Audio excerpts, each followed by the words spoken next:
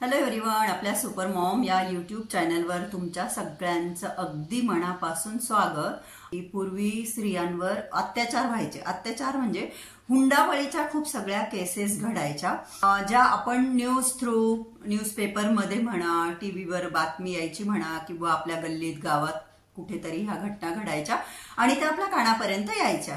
सुनेला जाळलं गेलं हुंड्यामुळे, किंवा सुनेला मारलं, इतकं मारलं की तिचा जीव गेला, किंवा मग मारून विहिरीमध्ये फेकून दिलं। तर अशा खूप सगळ्या केसेस घडायच्या। ह्या तुम्हाला, मला, आपल्याला सगळ्यांनाच माहिती आहे की आपल्या आजूबाजू कुठेतरी ह्या घटना घडत होत्या आणि त्या आपल्या कानावर येत होत्या। काळानुसार कायद्यांमध्ये बदल होत गेले, स्त्रियांच्या हक्कामध्ये पण बरेच सगळे कायदे बनले की जे स्त्रियांच्या हक्कासाठी बनले। काही स्त्रिया त्या स्त्रियांच्या हक्कासाठी जे कायदे त्याचा गैरवापरही करून घेता इथपर्यंत होतं। पण हल्लीच मला एक गोष्ट अशी कळाली की ती ऐकून अक्षरशः म्हणजे मला धक्का बसला असं म्हणायला काहीच हरकत नाही। आता मला माहित नाही असं सांगायला हवं की नाही, परंतु ही फॅक्ट आहे, लपवण्यामध्ये काही पॉइंट नाही। जसं आपण सर्व सोशल मीडियावर आहोत, जिथं तुम्ही मला बघताय, याच माध्यमातून मित्र म्हणे एक यूट्यूब चॅनल आहे, ज्यांचा तो चॅनल आहे सौमित्र, त्यांचे मी खूप सगळे व्हिडिओ बघते आणि मला आवडतात त्यांचे व्हिडिओ। इव्हन म्हणजे जे कुणी ज्यांची कुणाची ते इंटरव्ह्यू घेता,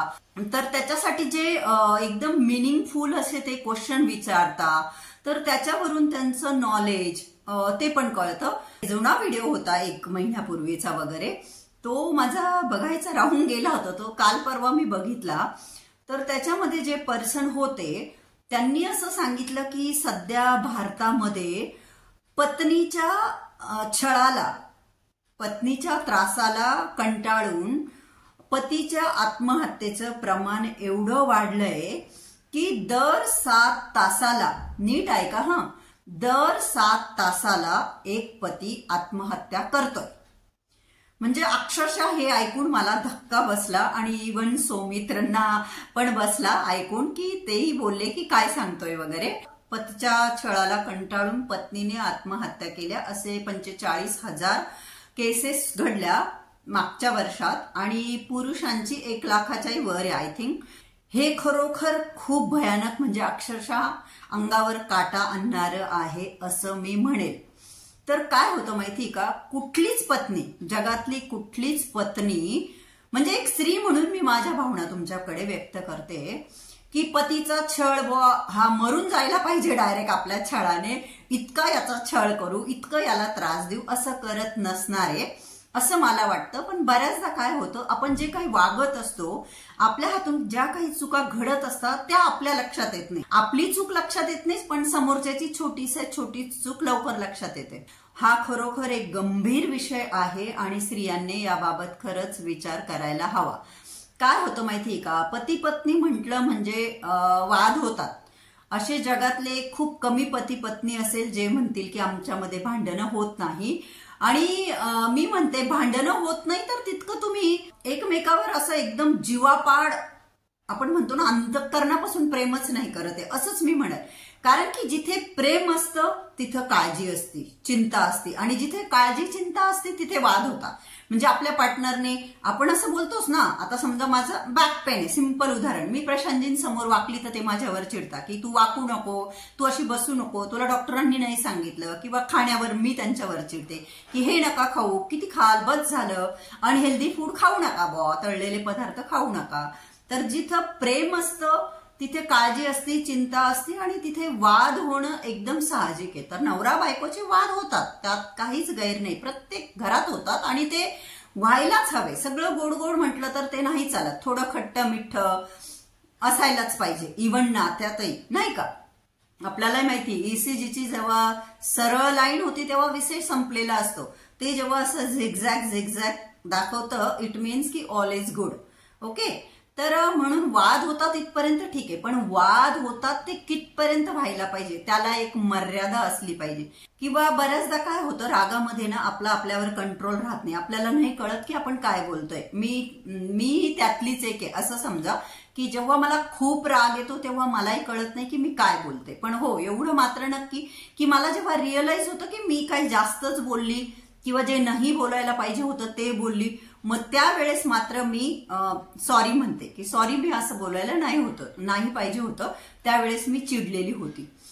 तर आपण म्हणतो की भांडणामध्ये जेव्हा समोरची व्यक्ती आग झाले तर एकाने पाणी व्हायचं, तेवढी वेळ निघू जाऊ द्यायची की भांडण झालंय, वाद झालाय आपल्याकडून, समोरची व्यक्ती खूप चिडली आहे, मग तो पती असो नाही तर पत्नी असो, अशा वेळेस एकाने थोडं शांत राहून घेतलं, थोडा काळ निघून गेला की तो जो म्हणजे रागा संतापात ती जी व्यक्ती चिडलेली असते, तो जो वेळ निघून गेला ना, आपोआप समोरची व्यक्ती पण शांत होती. किंवा रागा संतापात जसं मी म्हटलं काही अपशब्द आपण बोलून गेलो, पण नंतर आपण जर समोरच्या व्यक्तीला अपोलोजाईज केलं की हो माझं चुकलं, तर त्या व्यक्तीलाही मग वाटतं की ठीक आहे चला असं. तर काय होतं माहितीये का, मी जसं म्हटलं कुठलीच पत्नी जाणून बुजून हे करत नसणारे, आणि 100 म्हणा 1000 म्हणा एखादी पत्नी अशी असेल तर असं वागू नये, मी असंच सांगेल. मी अशीच प्रार्थना करेल की इतकं छळू नये की समोरच्या व्यक्तीने डायरेक्ट स्वतःचा जीव नाही का याला लावून टाकावा, इथपर्यंत नाही घडू. आता काय होतं माहितीये का, काही बायकांच्या टंग जे आहे, जीभ आहे, खूप जहेरिली असते. म्हणजे मी लहान असताना, आता गावाकडे माझं लहानपण गेलं, तर आमच्या समोर एक फॅमिली आहे, इव्हन आजही, पण ते तात्या राहिले नाही म्हणून विषय संपला कधीचा. पण रोज सकाळी पूर्ण गल्लीला एंटरटेनमेंट असायची की त्या हजबंड वाईफचे भांडणं.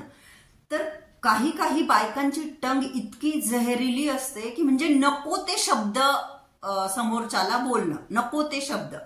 मग माणूस एकदा ऐकतो, दोनदा ऐकतो, अनेक दिवस ऐकतो, एकदा माणूस त्या जाचाला इतका कंटाळून त्याला असं, मग अशा वेळेस ते पुरुष नशेच्या अधीन जाता किंवा मग एक्स्ट्रा मॅरिटल अफेअर करता, की घरातून जर नुसते दोषच दिले जातात, नुसते टोमणेच मारले जातं, नुसतं कोसलत जातं, कुठल्याही प्रकारचं अप्रिशिएशन नाहीये, काही त्या नात्याला अर्थ नाही. आहे म्हणून आहे घर, जायचं कामावर, यायचं घरी, आहे म्हणून आहे घरात, म्हणजे एक प्रेम, आपुलकी, आपलेपणा त्या नात्यामध्ये राहत नाही. बांधलेलंय देवाने आपल्याला एका नात्यामध्ये, म्हणून नुसतं राहता आणि सहन करत राहता जोपर्यंत सहन होईल, आणि मग अशी काहीतरी दुर्घटना घडते. खूप बायकांचा स्वभाव असा असतो हेवा, मग ती जावेच्या बाबतीत असेल, मैत्रिणीच्या बाबतीत असेल, नंदेच्या बाबतीत असेल, त्यांचं घर झालं, आपलं कधी होईल, त्यांनी गाडी घेतली, आपण कधी येऊ, त्यांच्याकडे बघा तिच्या नवऱ्याने तिला इतकं सोनं केलं, माझ्याकडे तर काहीच नाहीये, त्यांचे मुलं इतक्या भारी शाळेत जाता, माझे कधी जातील. म्हणजे त्याला काही आपल्या ज्या इच्छा असतात त्याला काही लिमिट नाहीये, अनलिमिटेड. प्रत्येकाचा इन्कम सोर्स हा डिफरंट असू शकतो. तर समोरच्याने काहीतरी घेतलंय म्हणून आपल्या नवऱ्याला त्या गोष्टीसाठी प्रेशराईज करणं, त्याचा तेवढा इन्कम सोर्स नसताना की आपलं कधी घर होईल, आपल्या नशिबात जे असतं ते आपल्याला मिळतंच. आपल्या तकदीरामध्ये जे असतं ते कोणीच हिरावून नाही घेऊ शकत. तुमच्या नशिबात असेल तर ते तुम्हाला मिळेलच. म्हणून उगाच म्हणता ना, समोरच्याने सरी घातली म्हणून आपण दोरी घालून फाशी नसते घ्यायची. तर कधी कुणाशी कम्पेअर नाही करायला पाहिजे. मग ती मैत्रीण असो, जाव असो, ननंद असो, बहीण असो, कधीच कुणाशी कम्पेअर नाही करायला पाहिजे. ज्याचं त्याचं नशीब वेगवेगळं असतं. जसं मी म्हटलं, ज्याच्या नशिबात जे असतं ते त्याला मिळतंच. तर बरेचसे पुरुष या गोष्टीवरून डॉमिनेट केले जातात की तुम्ही तर काहीच कामाचे नाही, तुमच्याच्याने काहीच होणार नाही, तुम्ही तर काहीच घेणार नाही, तुम्ही तर असे, तुम्ही तर तसे. आणि प्रॉपरली त्यांच्या फॅमिलीवरून नवरा बायको एकमेकाला नावाने हाका मारणं, तो एक भाग वेगळा आहे. काही ठिकाणी चालतं, काही ठिकाणी नाही चालत. आमच्याकडे नाही चालत आरे कारे वगैरे. तर तो ज्याचा त्याचा आवडीचा प्रश्न आहे. पण जेव्हा भांडणं होतात, बऱ्याचशा पत्नी नवऱ्याला रागामध्ये आरे कारे करतात की तुझी आई अशी, तुझी बहीण अशी, तुझा भाऊ असा. नातेवाईकावरून आपण नवऱ्याला दोष देतो. ते बिचारे त्यांचं लाईफ छान जगत असतात, आपण मात्र आपल्या नवऱ्याचा छळ करतो. म्हणजे ज्या बायका करतात त्यांच्यासाठी सांगते मी. असं नाही केलं पाहिजे. मला असंच वाटतं, ज्या बायकांचे पती असं करत असेल, जो की रेशो आहे सरासरी दर 7 तासाला एक पती आत्महत्या करतो, ती घडून गेल्यानंतर मग काय, मग लाईफ पूर्ण आयुष्य पस्तावण्यापलीकडे काहीच नाही उरत तुमच्याकडे. आणि वेळ निघून गेल्यानंतर पस्तावण्यामध्ये काहीच अर्थ नाही. म्हणून वेळेतच आपण सावरलं पाहिजे. कुठल्याही गोष्टीचा हेवा दावा करण्यापेक्षा कंटिन्यू त्या नवऱ्याला दोष द्यायचे, इतके दोष द्यायचे की बिचाराला त्याचं जगणं नाही असं वाटतं. म्हणजे किती वाईट गोष्ट आहे. पत्नीला घरात काम करू लागण्यामध्ये काहीच वाईट नाहीये. संसार हा दोघांचा आहे, दोघांनी केलं पाहिजे. काही पती जे असतात ते हौशीने आवडतं त्यांना, कुकिंग करतील. इव्हन मी असे नवरे बघितले जे घराला झाडू मारता, पोछा मारता, भांडे घासता, प्रत्येक काम करता आणि त्याच्यात काहीच कमीपणा नाहीये. परंतु काही पुरुष असे असतात इगोइस्टिक, ज्यांना नाही पटत ह्या गोष्टी, ज्यांची मानसिकता अशी असते की हे काम फक्त बायांचेच आहे. मग अशा वेळेस त्यांना जर जोर जबरदस्तीने हे काम करायला भाग पाडले, बरं ते करतही असतील पण कुठेतरी ते त्यांच्या मनामध्ये खटखट खटखट होत असेल, तर ऍज अ लाईफ पार्टनर म्हणून आपण तेही समजून घेतलं पाहिजे. आपण एकमेकांना गुण आणि दोष याच्या सहित आपण एक्सेप्ट केलं पाहिजे की काही चांगल्या क्वालिटीज आहेत तर काही वाईट क्वालिटीज पण आहे आणि ज्या प्रत्येकात असतात, स्त्रीमध्ये पण असतात आणि पुरुषात पण असतात. No one is perfect. सर्व गुण संपन्न कोणीच नसतं. एक पॉइंट प्रत्येकामध्ये काही नाही तर काही असतो, तर तो आपण जाणून घेतला पाहिजे. ठीक आहे ना, घरातलं काम नाही करत आहे पण बाहेरचं ते प्रामाणिकपणे करताय ना. ज्या कुणा कपल्समध्ये भांडणं होत असतील आणि जे आपण म्हणतो की डिवोर्सचं प्रमाण एवढं वाढलंय, त्याला पण कारण काय, पती पत्नीमध्ये होणारे भांडणं. तर इतके बी नाही झाले पाहिजे की ते डायरेक्ट विकोपाला गेले पाहिजे किंवा एखाद्याने स्वतःचा जीव गमवावा, इतक्या विकोपाला नाही गेले पाहिजे. मग ती पत्नी असो नाही तर पती असो, थोडं समजून उमजून घेतलं पाहिजे. पतीच्या हक्काचे सुद्धा खूप सगळे कायदे करण्यात आले. खूप लोकांना कायद्याचं नॉलेज नसतं, माहीत नसतं, म्हणून मग ते तिथपर्यंत जात नाही. किंवा आपल्याकडे सहसा म्हटलं जातं की कोर्टाची पायरी कोणी चढू नये, पोलिसांमध्ये जाणं, कंप्लेंट वगैरे करणं खराब वाटतं नाही का. म्हणजे चांगल्या लोकांचं काम नाही हे फॅमिली मॅटर घेऊन पोलीस स्टेशन पर्यंत जाणं. किंवा याचा अर्थ असा बिलकुल नाही की तुम्ही अन्याय सहन करा, मग तुम्ही पत्नी असो नाही तर पती असो. कायदे हे आपल्यासाठी बनले, आपल्या संरक्षणासाठी बनले. जर जास्त होत असेल, कुणावरही जास्त प्रमाणात अन्याय होत असेल तर आपण कायद्याचा सहारा हा घेतलाच पाहिजे. परंतु उठसूट पोलिसांपर्यंत जाणं, आपल्या फॅमिलीला पोलीस स्टेशनमध्ये जाणं, कंप्लेंट करणं एकमेकांविषयी, हे आपल्याकडे चांगलं नाही मानलं जात नाही का. हे तुम्ही सगळेही मान्य कराल. आपण दोन वेगवेगळ्या ठिकाणावरून आलेले लोक असतो, आपले विचार वेगळे असतात, आपले संस्कार वेगवेगळे झालेले असतात, आपण वेगळ्या वातावरणात लहानचं मोठं झालेलं असतो. तर सुरुवातीला बराच काळ जातो की आपलं नाही पटत, आपले विचार एकमेकांशी नाही पटत. प्रशंजिंचन माझे सुरुवातीला प्रचंड म्हणजे अक्षरशः 36चा आकडा असं होतं. इव्हन आजच्याही तारखेत आमचे छोटे मोठे वाद होत राहतात, त्याला तो प्रश्न नाही. परंतु एकदा अशी परिस्थिती आली होती की काही असे लोक होते जे मला खूप प्रेशराईज करत होते. प्रशंजींवर 498 गुन्हा दाखल करू. आता 498 काय आहे तुमच्यापैकी बऱ्याच जणांना माहित असेल. तो एक गुन्हा असा आहे ज्याच्यामध्ये आपण नवऱ्याच्या कुटुंबातल्या सगळ्या लोकांना अडकवू शकतो. आणि पूर्वी तर फार होतं याचं, परंतु मला कायद्याचं जरी नॉलेज नव्हतं पण मला हे माहिती होतं की घरगुती भांडण पोलिसांपर्यंत घेऊन जाणं, किंवा माझ्या माहेरी मी कधीच हे प्रकार बघितले नव्हते आणि ते माझ्या बुद्धीला नाही पटलं. मला कोणी किती प्रेशराईज केलं, खूप प्रेशराईज केलं, परंतु मी ती गोष्ट नाही केली तर नाहीच केली. कारण की शेवटी मी असा विचार केला की जे काही घडलंय शेवटी फॅमिली तर माझी आहे, माझा नवरा, माझे सासू सासरे, माझं कुटुंब, आणि त्यांना पोलीस स्टेशन पर्यंत घेऊन जाणं माझ्या बुद्धीला नाही पटलं. म्हणजे त्यावेळेस माझ्यावर अशी परिस्थिती होती की माझ्या जागी कोणी दुसरी स्त्री असती तर तिने डेफिनेटली केलीच असती, पण मी नाही केलं असं.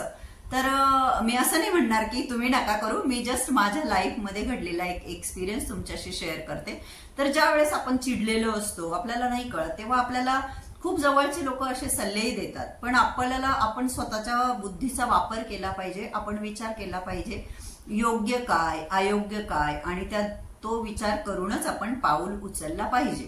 जे कोणी पती पत्नी असतील त्यांच्यामध्ये वाद होत असतील तर नीट शांत डोकं ठेवून विचार करा. आपल्यामध्ये जे वाद होतात ते कशावरून होतात, वाद होण्याचं कारण काय आहे, वाद झाल्यानंतर, भांडण झाल्यानंतर आपण काय काय शब्द प्रयोग करतो, किंवा आपण समोरच्याचा किती इन्सल्ट करतो. खरंच आपण समोरच्याचा इतका अपमान करतो की त्याच्या जागी एखादी व्यक्ती असेल तर स्वतःचा जीव देऊन टाकेल इतकं आपण त्याला छळतो का. तर आपण हे कुठेतरी थांबवलं पाहिजे. इतकं भयानक आपल्या बाबतीत नाही घडलं पाहिजे. आपल्याकडून हे सहन होईल का, त्यानंतर आपलं जीवन काय होईल. तर हा विचार केला पाहिजे. तोडणं सोपं, जोडणं अवघड. पण तुम्ही जर सुधारणा करू शकत असाल, सुधारणा करा आणि प्रेमाने जीवन व्यतीत करा. आणि तुम्हाला असं वाटत असेल की नाही भाऊ शक्यच नाही, मग पूर्ण आयुष्यभर भांडणं, तुझं माझं आणि दुःखामध्ये जीवन घालण्यापेक्षा मधला मार्ग काढा. परंतु कुणाच्या जीवावर बितेल ही परिस्थिती येऊ नये, कारण की वाईट वेळ निघून गेल्यानंतर पस्तवण्या व्यतिरिक्त काहीच नसतं. तर एवढं भयानक वाटलं मला ते ऐकून. इव्हन म्हणजे एका लेडीजने 498 केला होता, त्यात तिने एका बाळाचं, सासरच्या फॅमिलीत एका बाळाचं नाव, जे बाळ होतं फक्त 2 महिन्याचं. कधी कधी असं होतं की बऱ्याच बायका कायद्याचा सहारा घेता, म्हणजे घडतात काही ठिकाणी स्त्रियांच्या हक्काचा गैरउपयोगही करून घेतला जातो.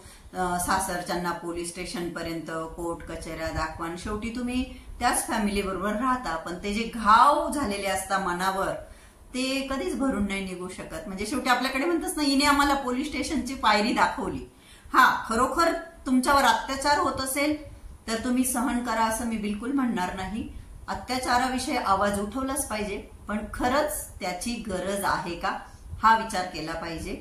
आणि इतका बी कोणाला त्रास नाही दिला पाहिजे, इतका बी कोणाचा छळ नाही केला पाहिजे की ती व्यक्ती अक्षरशः म्हणजे स्वतःच्या जीवावर हे उदार होईल आणि स्वतः आत्महत्या करेल असं. तर मला ते खूप ऐकून भयानक वाटलं आणि मला या विषयावर माझे विचार तुमच्याशी शेअर करायला आवडतात. मी नेहमी शेअर करते म्हणून शेअर केले, कारण जीवन हे आपल्याला एकदाच मिळतं. तर आपण ते आनंदाने, सुखाने जीवन उपभोगलं पाहिजे, हॅपी राहिलं पाहिजे आणि इतरांनाही आपण हॅपी ठेवलं पाहिजे असं मला वाटतं. आणि म्हणून माझ्या भावना मी आज तुमच्या बरोबर शेअर केल्या. तर आय होप की माझ्या मताशी तुम्ही सहमत असाल, किंवा या विषयावर तुमचं काय मत आहे ते पण मला जाणून घ्यायला नक्कीच आवडेल. हा व्हिडिओ आवडला असेल तर व्हिडिओला मात्र लाईक करा आणि आपल्या सुपरमॉम या युट्यूब चॅनलला तुम्ही अजून सबस्क्राईब केलं नसेल तर प्लीज सबस्क्राईब करा. आणि आजचा हा व्हिडिओ बघितल्याबद्दल तुम्हा सगळ्यांचे अगदी मनापासून खूप खूप धन्यवाद. Thank you so much. Love you all. Bye bye. Take care.